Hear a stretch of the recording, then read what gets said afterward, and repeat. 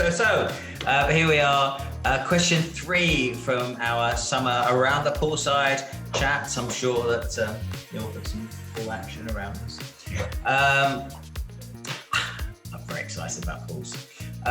We were talking in the last session about bonuses versus commission, and one of the big issues of all of those things is different markets with different fees and average fee value. And we know that in every market, I mean, it's pretty much every market, apart from sort of the low values or the FMCG, stack it high, sell it cheap markets, your recruiters will, on average, when all said and done, adding heads versus your experienced heads, it's a deal and a half. It's a deal and a half, it's a deal and a half, it's a deal and a half. If your average deal value is 20 grand, you're doing 30s. If your average deal value is 8 grand, you're doing 12s.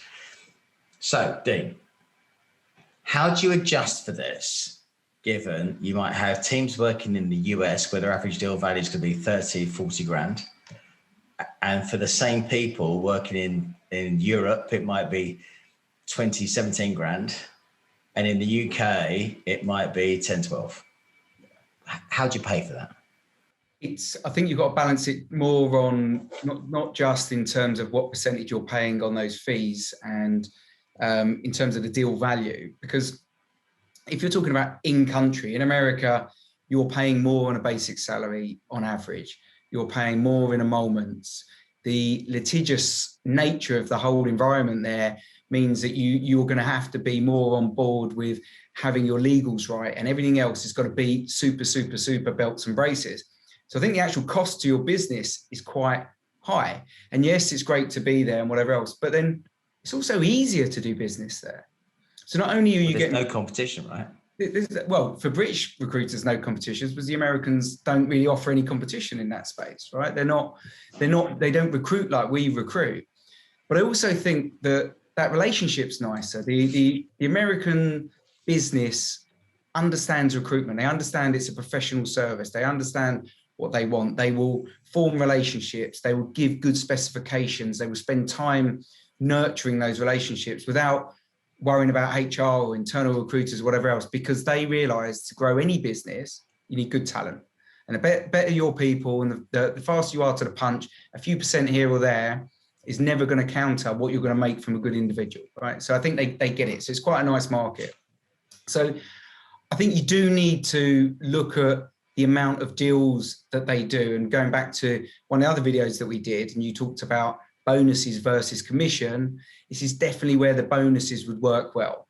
You know, making sure that they got that incremental growth, that compounding growth, that they got momentum, and they were always plus net gain. They were always growing. And I think you've got to balance that for different geographies. Brother, let me just chuck in there. In the US markets at the moment, they will love to see 7, 8, 10 CVs or interviews for every role. Oh, good. So there's quite a lot of effort that goes. Yeah, there's quite a lot of effort that goes into that process.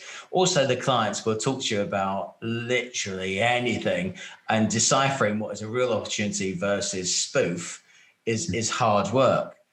Do you think that counterbalances the rate of pay or not?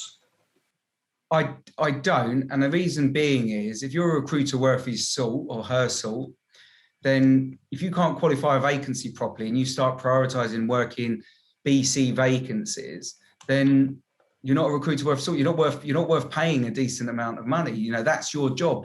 A client that gives you too much information is far better than a client that gives you less information, because you can stack that up. And a lot of the time, clients tell you what they want, but you know what they need. And you get that when you extrapolate all that information and you put it down. So I get that. I think the American system is different. Like you said, they might want you to chuck 30 CVs. Over here, we're much more refined. We've been doing it a long time. They want a maximum of 3 CVs. They want top, bottom, and middle. And you kind of balance it in that way. A bit like about the estate agents, location. Show them this one, show them that one. Here's the one you're going to buy.